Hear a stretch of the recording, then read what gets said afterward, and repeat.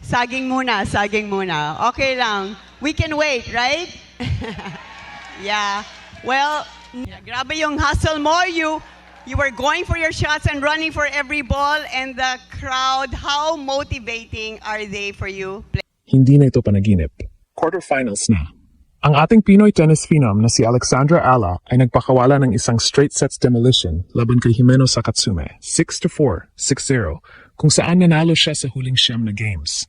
Pero ang tunay na pasabog, haharapin na ni Alex ang world-class Colombian star na si Camila Osorio sa isang Clash of Titans sa Rizal Memorial. Parehong US Open Girls Champions, pero sino ang mas matibay? Sa gitna ng tensyon ng career goals at national pride, kailangang patunayan ni Ala na ang kanyang laser-like forehand ay sapat para itumba ang karanasan ni Osorio.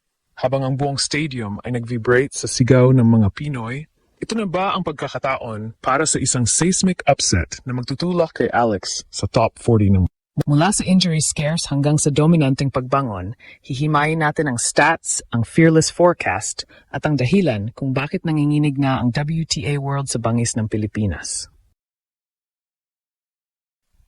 Buong mundo ginulat. Hindi lang ito basta balita. Ito ay isang deklarasyon ng kapangyarihan mula sa puso ng Maynila. Ang ating Pinoy tennis phenom na si Alexandra Ala, ang kasalukuyang world number 49, ay hindi lang basta nanalo sa kanyang round of 16 match. Siya ay nag-iwan ng isang mensahe na yumanig sa buong WTA circuit. Sa harap ng libo-libong mga Pilipinong saksi sa Rizal Memorial Tennis Center, idinurog ni Alex ang pangarap ni Himeno Sakatsume ng Japan sa isang dominanteng 6-4, 6-0 victory. Pero teka, balikan natin ang tensyon bago ang laban na ito.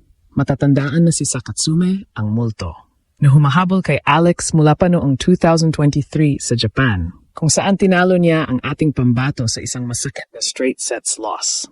Maraming netizens ang nagpahayag ng kaba bago magumpisa ang laro. May mga nagsasabing baka ma-pressure si Alex sa home crowd o kaya naman ay lilitaw muli ang kanyang nakaraang injury sa hita na nakita noong debut match niya laban kay Charaiva.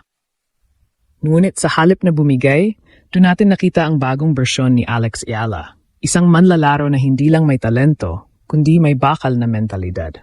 Ang unang set ay nagsimula sa isang bakbakan ng baseline rallies. Pero sa score na 4-4, may nag-iba sa aura ng ating tennis queen. Doon nagsimula ang tinatawag nating The Great Demolition. Mula sa 4-4 sa first set, hindi na lumingon pa si Alex. Nanalo siya sa huling siyam na sunod-sunod na games. 9 games in a row. Yun ay isang masterclass performance na bihira nating makita sa pro level. Ang kanyang laser-like forehand at ang matatalim na backhand winners ay nagparattle sa depensa ng Japanese. Masaya.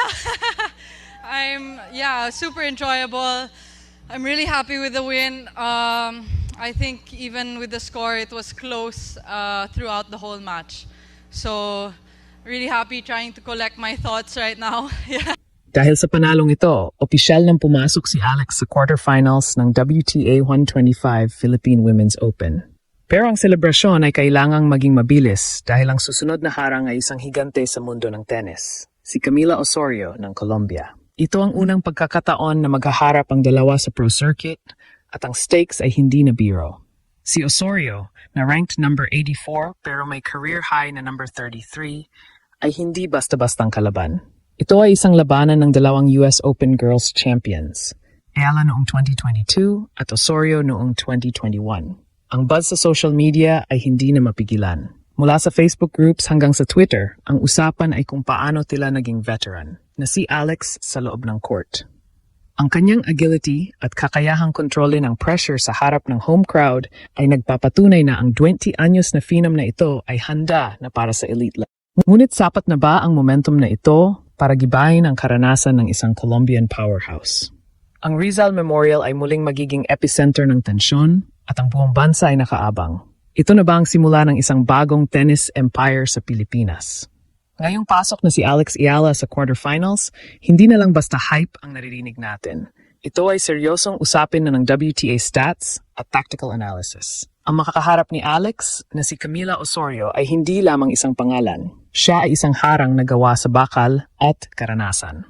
Kung titingnan natin ang kanilang tail of the tape, makikita ang isang napakagandang labanan ng estilo at mentalidad. Si Osorio ay dating NERC. 33 sa mundo at mayroon ng 2 WTA titles sa kanyang resume, ang Bogota at Monterrey Open.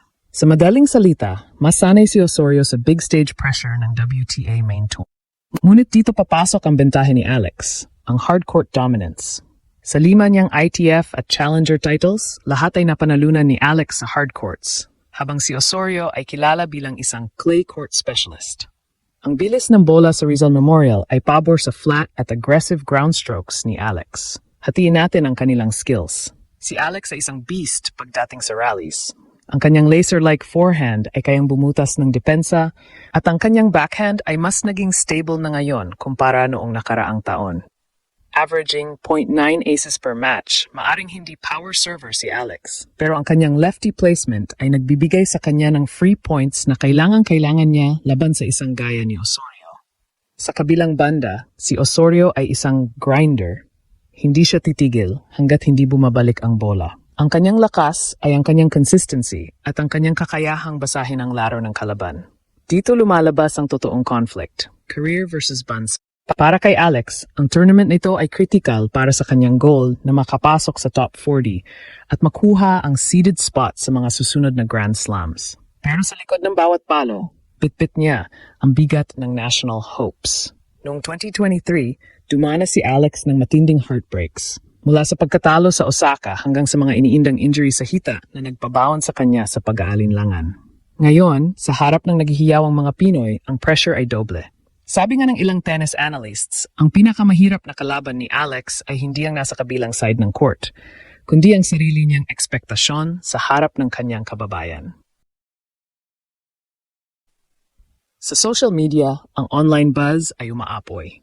Ang mga fans ay nagpapasabog ng komento tungkol sa maturity ni Alex. Marami ang nakapansin na nung laban niya kay Sakatsume, hindi siya nagpakita ng frustration kahit nung dikit pa ang iscore sa 4-4 ng first set.